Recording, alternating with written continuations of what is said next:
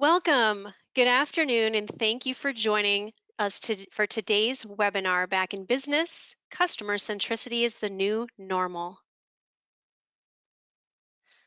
I'm your host for today's event, Kristen Estrada, and I'm excited to share some of these key insights with you today with our guest speakers. So HappyOrNot, for those of you who are not familiar with us, is a feedback solution to measure customer satisfaction or employee experience.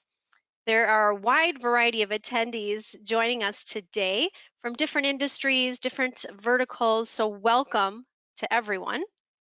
And today you'll hear, because HappyOrNot has a few offerings in a wide range of omni-channel solutions. So after this event, feel free to send us your questions. You can certainly chat them today in our chat box here. Our questions will be answered at the end of today's webinar. And we'll get right into it. So I wanted to just share, a few helpful details with you today as we're all navigating this new norm together. Consumers and companies had to quickly adjust to new ways of planning and buying as things unfolded. So businesses will continue to adapt and keep up with consumers' new buying habits. Although we probably wish we could all just click our heels and go back to the way things were before, we're all in this together. And so here comes this cheesy line that I just had to throw in here just because there is no place like the CX community. There is no place like the CX community, which is why we wanted to gather with you today. So let's get right into, what are we experiencing today, right? Policy and safety changes occurred fast. We are feeling uneasy about things that we took for granted before, like a simple trip to the grocery store. So how are we as the CX community responding? How do we engage our consumers and our customers and our employees to ensure that they're safe, their needs are met, and that their voice is heard? So this brings us to today's agenda. The new normal is here, right? It's time to gear up for being back in business, whatever that might look like, guys. Business is going to look a lot different. But there's one thing in common that the CX community understands. It's now more than ever is the time to listen to your customers. So today you will hear from two thought leaders and industry experts on this topic, is how do we move back into business and help to improve experiences? So again, just the housekeeping, feel free to chat your questions and we will address them at the end. And we'll get right to your featured speakers today.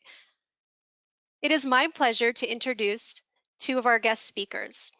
Jim Tincher, the Heart of the Customer founder and a keynote speaker. He's a recognized customer experience expert and the author of How Hard Is It to Be Your Customer? He's recently published authoritative guide to capturing the voice of the customer, helps companies drive consumer-centric action that boosts loyalty, satisfaction, and revenue. And he's a local Minnesotan. So my new friend, Jim. Thanks, Kristen. Good to be here. Absolutely. And Sarah, our embedded expert here at HappyOrNot. Sarah has a long background in Lean Six Sigma Black Belt. She's a certified customer experience professional. She joined HappyOrNot several years ago, but brings with her a tenure of leadership experience and proven results for end-to-end management of internationally recognized CX and EX performance programs. Sarah is known for creating and sustaining customer-centric cultures in complex business environments. Thanks for joining us, Sarah. Yeah, thank you for having me. It's a pleasure to be on. Perfect. So we will kick it off with you first, Sarah, and then we'll go to Jim. Sure. So I'm actually going to start us off, if you can go ahead and go to the first slide here, and talk about just our world today. And you're looking at a lot of new norms in business where we're kind of forced and put in a position where our policies and procedures and designs have to have such a human-centric approach. And the reality is this is nothing new for us. We look at statistics from even before global disruption, and what we know is that 1 in 3 customers leave a brand they love just after one bad experience, and 92% would completely leave a brand altogether after 2 or 3 negative interactions. And then moving ahead to the flip side, that means that experience today, if you move to the next slide, is even more important than ever. So we knew companies were going to have to compete in experience. And what we know is that's really going to be the key differentiator moving forward. It used to be that being human-centric was an option, and now more than ever, we have to keep a constant pulse over everything that we have ownership of. It's almost like we wish we could clone ourselves to be everywhere all the time to make sure that the decision-making happening there at the front line is really being done with a human-centric approach and with the best interests of others in mind. And so it really is an interesting time, because before we had the choice to change, now it's almost like we can either adapt or not adapt. We can survive or not survive. And we really come to a place where we're forced to go into normal a little bit differently and relook at the way that we approach our decision-making process, the way that we approach our process design, the way that we approach the way we gather insights from people, and really make sure that we're doing it from the perspective of others. And so that's why we really say, you know, being customer-centric, it is the new normal. You go ahead and hop to the next slide there. So we hear customer-centric, and we've heard it for so long, and quite frankly, in the industry and having worked, you know, as a CX experience management leader, for so long it's just been a buzzword. It's been a buzzword that nobody really understood, and there's been the school of thought out there that being customer, human-centric, and being profit-centric were two totally separate things. But the truth is that they're not. The reality is we're seeing businesses that have had these human-centric approaches really be the ones that are thriving and surviving, because what they realize is at the end of the day, it's the customer who buys from us. The one thing we all have in common with each other is that we're all consumers. And it's one thing to be forced to spend your money with somebody, but we spend a lot more when we want to. And so the best leaders know that the fastest way to drive profit is to do it by really looking at decision making and the way that you view your business from a different lens, and that's the lens of the end user. So customer centric, it really is taking a focus on creating these positive experiences for your customer. And when I say customer, I mean humans, because the people you work with, your employees, the people that buy from you, that you partner with, that you engage with, they're all your customers. And it's really to keep them coming back and wanting to do business with you. They need to want to, because there's a lot of competition out there on the market. And it's about maximizing service and product offerings, and really focusing on building relationships. It's looking, from the approach of not how can I make budget this year, or how can I drive an increase over last year this year, but holding up a lens and looking for where I have opportunity to add value in the market.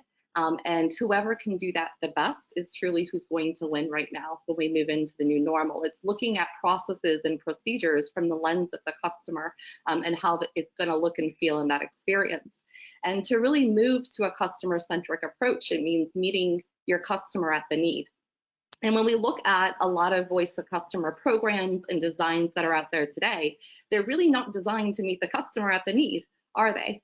They're designed to meet them after the need. They're designed to ask them to reflect back at their experience, or they're designed to give a performance rating on us, when in reality, the customer is really only a good rater of how they feel in the moment. And so it's important for us to really look at our programs and how can we pivot them and redesign them in a way where they capture the way the customer's feeling right there at the moment, so we can identify where that need is to take action. And really looking at how we can democratize data and capture that across all channels to remove friction, and really meet the customer where they're at, so that way we can ensure that we're creating positive experiences and gathering insights.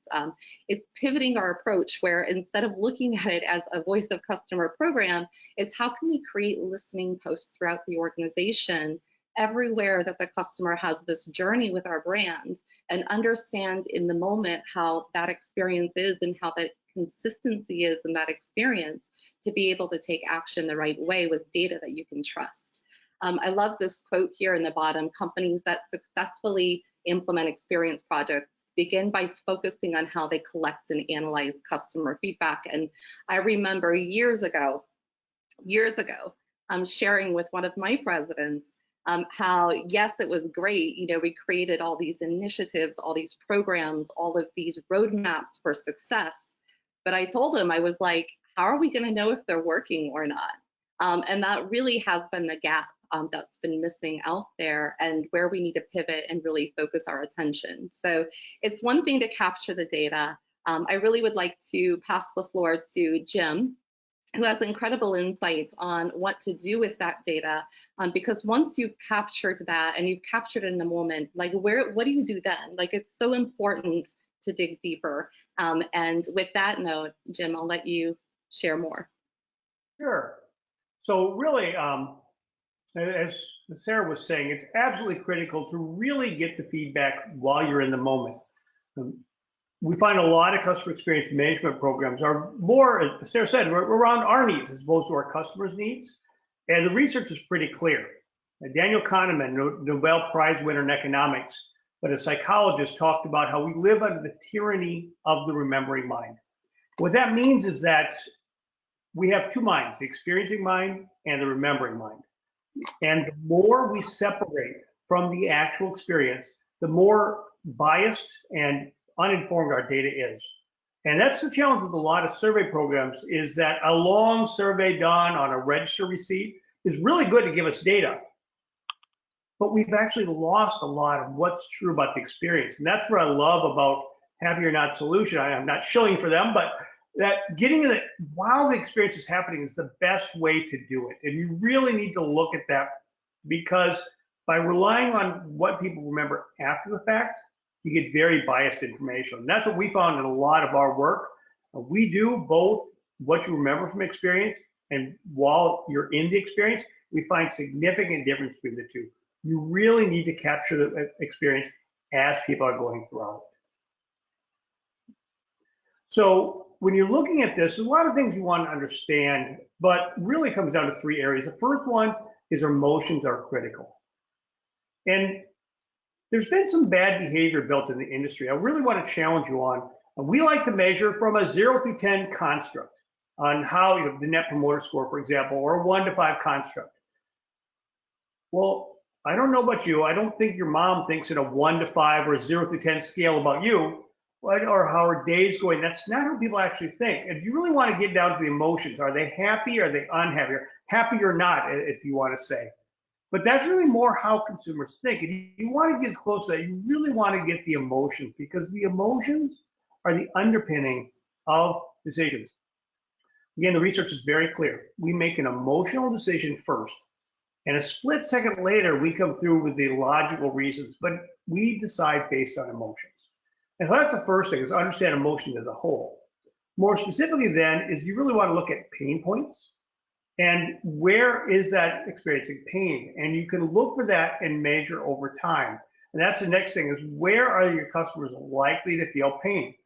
Clearly, if we look at a shopping example, you know, the checkout line, if it's long, that's a clear example. Out of stocks is another one of those pain points. And you want to target your listing posts near those likely pain points that customers are going to have. And so that's where you'll maybe use journey mapping and other things to learn where they are, and then put your listing post to understand those pain points. And even more important are the moments of truth. And that's the third area. Those are those few interactions with a disproportionate impact on the rest of the journey. And with our work we've done in retail, it's interesting. If you do a survey and you ask the importance of being greeted by an associate, the importance level is usually rated pretty low.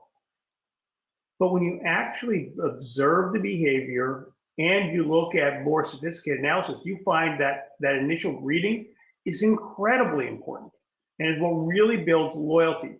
How an experience begins and ends are typically the two moments of truth you really need to understand. So as they're leaving your store or your hotel, what are we finding?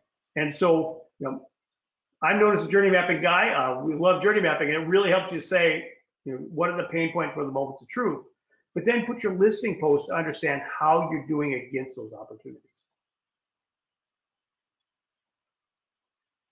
And something to think about as well as we bring it back to corporate. So first of all, it says, I'm fond of saying, the fastest way to ruin a customer's experience is to ask for feedback and do nothing with the results.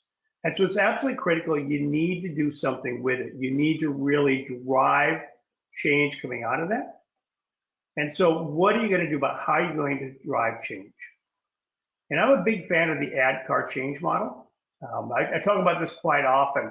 It's a simple but not simplistic way of targeting change.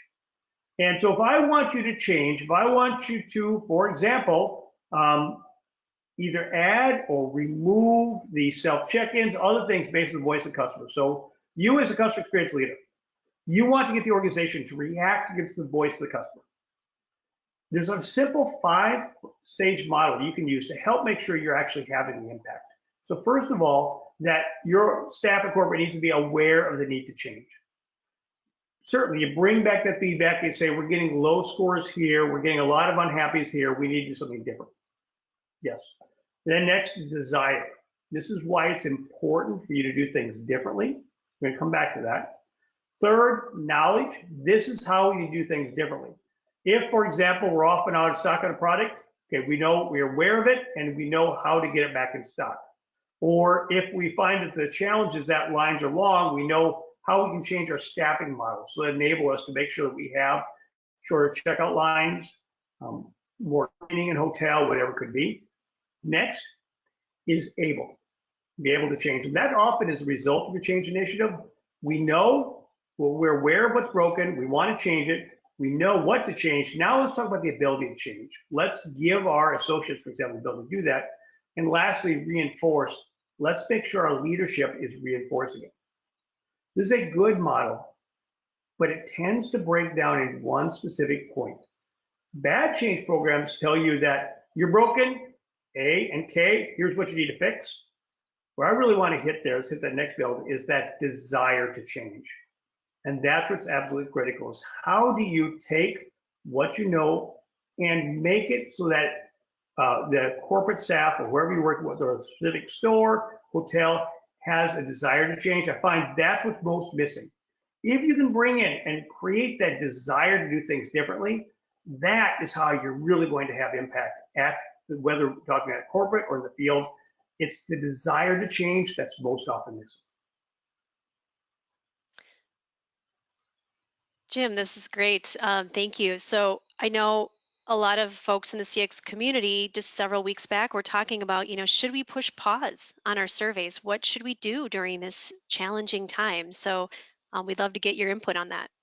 You bet. And so I was actually received an email from a HappyOrNot competitor about 1 week after after everything was shut down, and it was the exact same message they would have sent 6 months earlier, and I was offended. Really, okay, yeah, I get people are dying and everybody's sick, we're all shut down, you've lost your jobs, but hey, we need our feedback. And I was really annoyed, and I've been recording weekly videos on LinkedIn regarding what customer experience people should be doing during the coronavirus. And I did the apparently awful suggestion of stop your surveys right now. Until you can get it right, they do it. And boy, that was not okay with the CX community, the idea of stopping surveys. And my point was not that you should not survey, but you should stop surveying as normal. And you really want to take into consideration the fact that we are in a worldwide pandemic. We're at a time that, I don't like using the word unprecedented. We have used the word unprecedented unprecedented number of times, but it's a new normal, and it's important for us to take back and say, yes, we do need our feedback, but we have to acknowledge what's happening today and do it in such a way. And that's where I love what you all have done, which is to really acknowledge this and come up with different ways to allow customers to safely give feedback. And so my recommendation is pause your surveys just long enough to recreate them in a way that will really go back to the emotions and acknowledge customers' emotions and explain that, yes, this is a hard time. We would still like to know how we're doing. So don't stop, just pause until you can get it right. Sarah, do you have any further thoughts on that? Yeah, I would just tag on to that by saying, you want to make sure that what you're doing, the activities are adding value. And whenever the environment changes, what adds value to the experience changes. So Jim's absolutely right. The way we've always done business, it made sense when business was always done the same way. And when you have disruption happen in the market, that's a signal. It's a signal that we need to acknowledge and be aware and pause and really, look around and understand what matters most to our audience. Because if they're feeling offended, that means we're not really as customer centric as we say we are. People, I've heard we're doing deep dives right now with customers, and even just talking in the community, people are very vocal, like they're paying attention to who actually understands them. And before, maybe we would compromise the cleanliness of an environment. Maybe we would compromise if the restroom was dirty in a restaurant and still eat there. But today, if I go to a restaurant and the restroom is not clean, I'm probably not going to compromise my health, safety, and security to eat there. And the truth is that people's values, like, they really come to terms with what they value right now. And as a CX community, this is the perfect time to step back and observe. And really ride the wave, if you will, and understand where is the customer going, because they're gonna put their money where they see value, and that's going to be in whoever knows them best. Perfect. Yes, that's a great segue to pivoting. You're absolutely right, Sarah. Well, thank you so much, Jim and Sarah, for your insights into navigating this new journey together. Now it's time to pivot. And for those of us in the CX community, we tend to have a growth mindset, right? There are lots of firsts coming out of this, like home gardening, for example. This is a picture of my daughter's school classroom garden that was supposed to be growing in her school classroom, and instead it's growing in my home. So we are now growing a garden this summer, which was never intended. But we're all taking on new challenges, and our thoughts are really with a lot of folks that are furloughed or out of a job right now. But how can we, take some of these challenges and pivot and turn with them in a new and refreshed way? So, what we're going to share next with you are, just like Jim mentioned earlier, just some ideas and ways where you can get them in the moment, right? With our technology, here's an example of how can you understand emotions and capture feedback in an empathetic way. And as our landscapes are changing, right, we want you to choose, short questions that will help direct your customers and show them that you're still listening, but that you care about them and their safety and their experiences.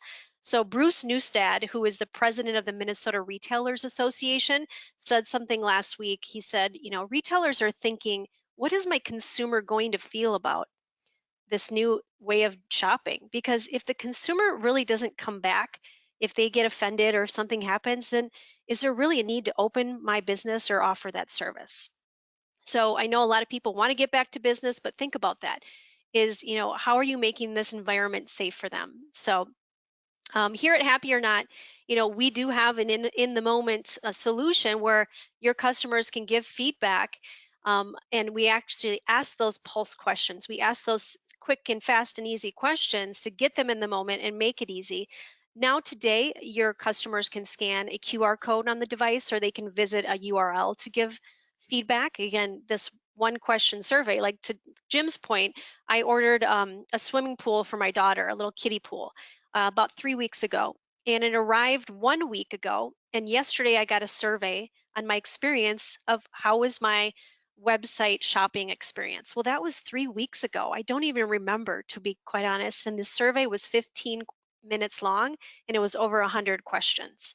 There's no way I took the time to do that. So, why didn't they ask me when I was shopping online, how was your experience buying the swimming pool, right after my checkout? These are the things that we can help you with. This new remote workforce, this new distance learning, how can we deliver personal messages and show empathy and make it quick and easy? So these are the ways that we can help you during this time. And just a few resources we'd like to share with you based on remote working this is how we ask those in the moment questions that pop up on maybe a central hub or an intranet or Slack or email or some sort of touch point that you're engaging your employees with. Is how are you doing today? How are you feeling today? Let them tell you. Every day is different. Everyone, just like our children, are going through the challenges of distance learning. how are your employees doing during this challenging time?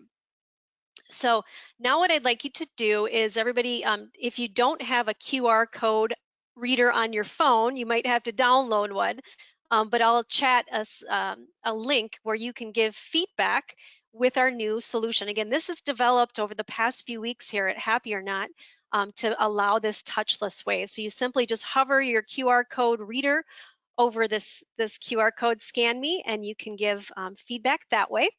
Otherwise, what I'll do is I'll put in the chat a link where you can go to the smiley link, and it asks you your survey question, which is, how was your webinar experience today? And that way, all of you on this call, I think there's about 40 folks on the call, can give us feedback on how you thought the webinar was. Did you get some value out of it? Please share with us. And lastly, we will take your questions. So let's see here if we've got any questions in the chat. Oh, they're coming up. I want to say I did take the survey. It's very quick and easy. So awesome, thank you. And it wasn't 100 questions, even better. Just one. All right, we don't have any questions yet in the chat, so we've got about 4 minutes left. And what we plan on doing here at HappyOrNot is next month, if any of you are on the call or in the healthcare industry, we will host another event with someone local here from Minnesota that I connected with in the healthcare industry, just about the science of improvement. So that'll be coming up next. We'd love to have you join for more education.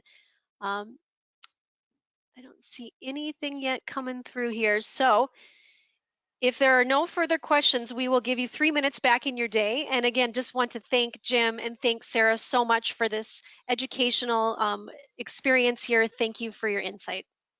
Thanks for having me. Appreciate it. Absolutely. Thank you to the CX community and everybody that has attended today. You know what? We got one question. What are typical objections to Han when presenting to new customers? That's a great question. So are you referring to now in the time of this particular month of HappyOrNot being presented in a time of maybe this crisis? So or are you just kind of referring to objections to presenting this type of device in a new customer? It really depends on the vertical that you're in. So we work with all sorts of different verticals, and I would say everyone has a different use case. So healthcare, they might want to know about their patient experience in the pharmacy, right? How are we delivering care and showing empathy to someone that's waiting for their prescription that feels crappy and sick? How can we make that experience better for them? And we help work with our customers in engaging the right question and the right type of, what type of feedback are they looking to get? So really, when it comes to our solution here, Sarah and I, we consult with our clients on a deep level. We really have it, yeah. I was gonna say, I don't know that I would necessarily say we come across objections necessarily, because when we have people engage us in dialogue, it's really a mutual conversation to understand whether or not we can add value to their business environment. So either we can or we can't add value, and that can come from a variety of reasons. Typically, the reasoning being a level of readiness to try something new, because traditionally it's such a new methodology to voice of customers. So sometimes, it's about taking time to really to educate and understand, and there's some things we kind of guide people to do to get their organization ready to take the leap, whether it be through measuring facilities management, so people understand it's really about process consistency and not really about coming in and having that hard conversation with me if it wasn't a magical moment with that customer. It's a lot of you got to help guide people to think differently. So really I say, like, when something's right, you don't have to sell it, like it should just fit. And so if we're doing our job the right way, we're really discovering whether or not, where that need is that we can add value for. So not so much an objection, it's more timing, I would say, than anything. Well, Sarah, I agree with that 100%. We commonly see in this framework really to get work like this implemented is start with what's that business problem happening inside the organization? Is it, if you're a retailer, maybe basket size? If you are looking at maybe a restaurant, it's the staying longer, it's adding on more extra services, desserts, so on there. Start with that, and then really look at qualitative research to find out where are those moments of truth. And then that's where you know how to target the HappyOrNot or similar solutions, because you've tied it to a business problem and then a customer problem as well. You found the intersection with them. So now let's put implementation, let's implement some changes there, and then use the survey solution to understand how are we doing? How are they feeling at those most critical moments of truth? And that's really the way to get it within an organization. Mm-hmm. Yeah, I would say plus a lot of times objections too, it's just seeing a gap that's not solved for in the market. So we like getting resistance and objections because that's a signal for us to look into it and see if that's an area we can innovate. And we've seen things like the digital products. We've seen things like offering branding and custom co-branding to really fit in, with brand messaging. And those things wouldn't be developed if people didn't push back on what they need. I see a bunch of other questions now popping in here. So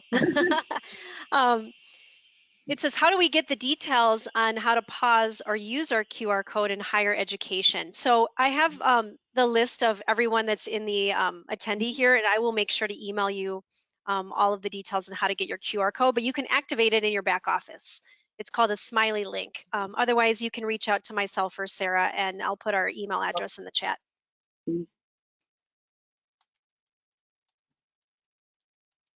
And for our next webinar, which will be on healthcare, we will definitely keep your email addresses on hand and send you that invite as well if you'd like. That was the other question. All right. And then let's see. Please, everybody, feel free to connect with us on LinkedIn. Feel free to reach out to us directly. If there's something you would like to hear us talk about in further detail, we'd love to know. We're really looking to support with other thought leaders in the industry and give you what you need to set you up for success in your roles. Yeah. One other question just to close out is, who should be reviewing the feedback to make change? And that's really a great point. Who should have ownership in this? Everybody. Everybody. So, yeah, like our service, it's democratized. So like literally the feedback's given and it's available instantly. And we have it available on mobile app, on computer, to deliver information the right way to who needs it. So everybody needs information. They just need information delivered a different way at a different time. And so it's understanding what would add value to them. But at the end of the day, the people who do the work are the ones who take the corrective action. So if you've got a response plan in place, why not have them have access to it so they can take immediate action and you can come celebrate with them on the actions that they take. That's what we see when it's really working well. When we look at organizations that are able to respond instantly to the voice of the customer, it's a two-tier response. First of all, it has to be out, as you said, Sarah, out to the front line so they can see real time. Hey, we're getting some lower scores in this area, we need to treat that. And we see that in airports, for example, a lot of places where that's really done well, react immediately. But second of all, make sure it gets to executives as well so that they can trend and see what's happening. We have one location that maybe is really getting a lot more of the happy side of it, more positive than others. Well, let's learn from that. If we have others that are struggling, let's see why that is. And so you really want to make certain it's all throughout the organization. Dashboarding is a great capability to have to enable that. Mm-hmm. Yeah, we would like to put it like on cool signs in our back of house when I was in resorts. So everybody could see it all the time in real time. Like that was, it was the heartbeat of our organization. And so as we walked through, it was like, okay, like, are we healthy today? Are we not healthy? How do we need to adjust our diet? Do we need a little more exercise? And that's really how we look at it, is that experience. It's your, your vital signs for your organization. But yeah, everybody needs to see it. All right. Well, we do have a few other questions that we can answer offline, but thank you again. I want to respect your time, Jim, Sarah. You have a wonderful rest of your afternoon. Thank you to all of our attendees, and we look forward to hosting again in the next few weeks. Thanks, all. Thanks, everybody.